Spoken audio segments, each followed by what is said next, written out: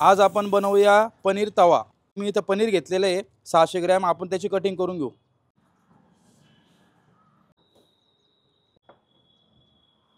अशा पद्धतीने आपण सर्व पनीर कट करून घेऊ। पनीर आपलं कट करून झालेलं आहे। आपण आता त्याला मॅरिनेशन करून घेऊ। त्यासाठी मी इथं दही घेतलेले आहे, मटन मसाला, चिकन मसाला, हळद, धना पावडर, काश्मीरी लाल मिर्च पावडर, चवीनुसार मीठ। आपण आता व्यवस्थित मिक्स करून घेऊ। पनीर दही मसाले व्यवस्थित मिक्स झालेले आहे। आपण आता अर्धा तास यांना असंच ठेवून देऊ साईडला। तेल, ते मी काही खडे मसाले घेतलेले, तेजपत्ता, दालचिनी, काळी मिरी, लवंग, विलायची। आपण आता यांना तेलामध्ये टाकून घेऊ। चॉप केलेलं लसूण आहे, अद्रक, चॉप केलेली हिरवी मिरची, बारीक चॉप केलेला कांदा। कांदा व्यवस्थित फ्राय करून घेऊ आपण। हलका ब्राऊन पणा आला पाहिजे त्याला। कांदा फ्राय करण्यासाठी ते मीठ टाकून घेऊ आपण। हळद 5 ते 10 मिनिटं आपण कांदा परतून घेऊ। कांदा आपला एकदम व्यवस्थित फ्राय झालेला आहे। आपण आता याच्यामध्ये चॉप केलेले टमाटर घालून घेऊ। आपण आता मसाले भिजवून घेऊ। मटन मसाला, चिकन मसाला, किचन किंग, हळद, मीठ, धना पावडर आहे, काश्मीरी लाल मिर्च पावडर। मसाले पाण्यात मिक्स करून घेऊ व्यवस्थित। 10 ते 15 मिनिटं आपण असेच मसाले ठेवून देऊ। अद्रक लसूण पेस्ट व्यवस्थित फ्राय करून घेऊ। अद्रक लसूण पेस्ट त्याचा कच्चापणा जाऊस तर आपण फ्राय करून घेऊ।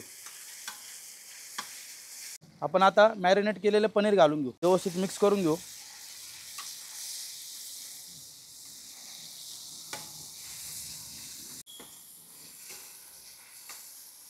दही जोपर्यंत व्यवस्थित फ्राय होत नाही, दही पाणी सोडत नाही, ग्रेव्ही तयार होत नाही, तोपर्यंत आपण व्यवस्थित परतूनच घेऊ। बघू शकता तुम्ही मस्त तेल पण सुटलेलं आहे, दही मस्त व्यवस्थित फ्राय पण झालेली आहे।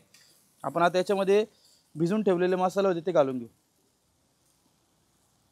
व्यवस्थित मिक्स करून घेऊ। मसाला व्यवस्थित आपण फ्राय करून घेऊ।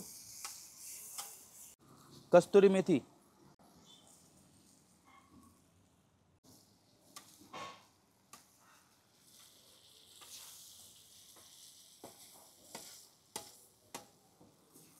सर्व मसाले दह्यामध्ये व्यवस्थित मिक्स झालेले आहे। आता याला 5 मिनिटं झाकण देऊन असं फ्राय करून घेऊ।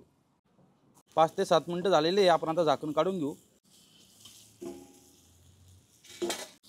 व्यवस्थित तवा पनीर आपला फ्राय झालेला आहे।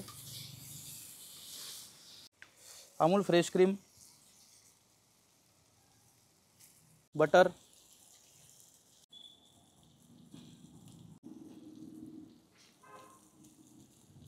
व्यवस्थित मिक्स करून घेऊ आपण।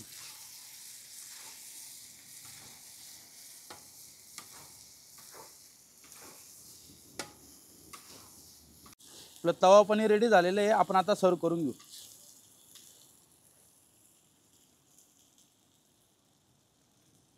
हे तवा पनीर तुम्ही रोटी, नान, कुलच्या सोबत खाऊ शकता।